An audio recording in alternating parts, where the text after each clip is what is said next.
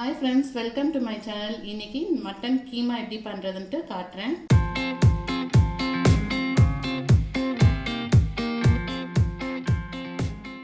இதுக்கு தேவையான பொருட்கள் என்னன்னா வெங்காயம் வந்து 4 எடுத்துக்கிறேன். அப்புறம் தக்காளி 2, இஞ்சி பூண்டு பேஸ்ட், கரம் மசாலா, மிளகு தூள், சீரக தூள், தனியா தூள், வெறும் மிளகாய் தூள், மஞ்சள் தூள், ஒரே ஒரு சின்ன லெமன் எடுத்துக்கிறேன். அப்புறம் வந்துட்டு மட்டன் வந்து 500 கிராம்ஸ் எடுத்துருக்கேன். பிரிஞ்சி இலை எடுத்திருக்கேன். ஏலக்காய் வந்து 2, கொஞ்சம் மிளகு, கிராம்பு இதெல்லாம் எடுத்திருக்கேன். எப்படி பண்ணுறதுன்னு காட்டுறேன். ஆயில் வந்து ஒரு 4 ஸ்பூன் ஊற்றிக்கலாம். பட்டை, ஏலக்காய், கிராம்பு இது சும்மா லைட்டாக இடிச்சிட்டேன். இடித்து எடுத்துட்டு அப்படியே எண்ணெயில் போட்டுக்கலாம். 4 வெங்காயம் கட் பண்ணது அதை போட்டுக்கிறேன். வெங்காயத்தில் கொஞ்சோண்டு உப்பு சேர்த்துக்கிறேன். கொஞ்சம் சீக்கிரமாக வெங்காயம் வந்து ஃப்ரை ஆகும். நம்ம கோல்டன் ப்ரௌன் கலர் வர வரைக்கும் இதை ஃப்ரை பண்ணணும்.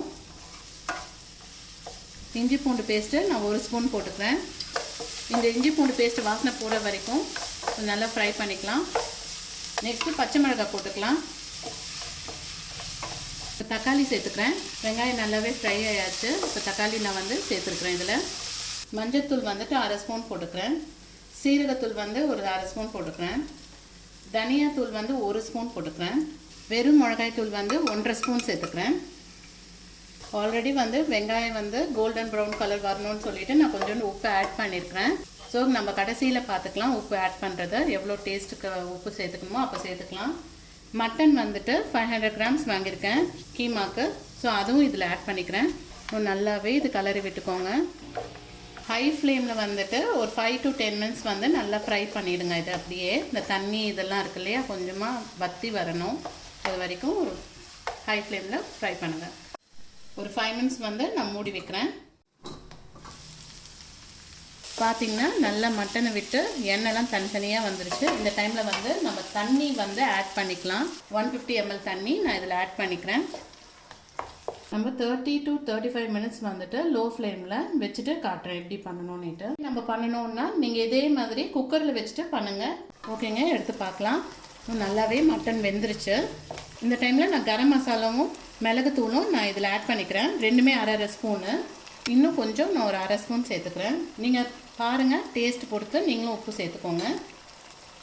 லெமன் வந்து நான் 1 ஸ்பூன் சேர்த்துக்கிறேன். இன்னும் நீங்கள் ட்ரையாக வேணும்னா இன்னும் கொஞ்சம் நேரம் அப்படியே ஃப்ரை பண்ண விடுங்க. ஒரு 2 மினிட்ஸ் வந்து லோ ஃப்ளேமில் வச்சு ஃப்ரை பண்ணி எடுங்க. பார்த்திங்கன்னா மட்டனை விட்டு எண்ணெய்லாம் தனித்தனியாக வந்துடுச்சு. ஸோ குக் ஆகிடுச்சு, நல்லாவே வெந்துருச்சு மட்டனு.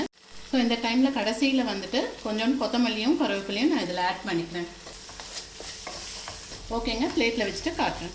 ஓகே ஃப்ரெண்ட்ஸ், நான் மட்டன் கீமா பண்ணியாச்சு. நீங்களும் இதே மாதிரி ட்ரை பண்ணி பாருங்கள். அவ்வளோ நல்லாயிருக்கும். நல்லா சாஃப்டாகவும் இதுவாயாச்சு. நெக்ஸ்ட்டு வந்து நீங்கள் குக்கரில் வைக்கிறதா இருந்தால் 3 விசில் விட்டு எடுத்துக்கோங்க.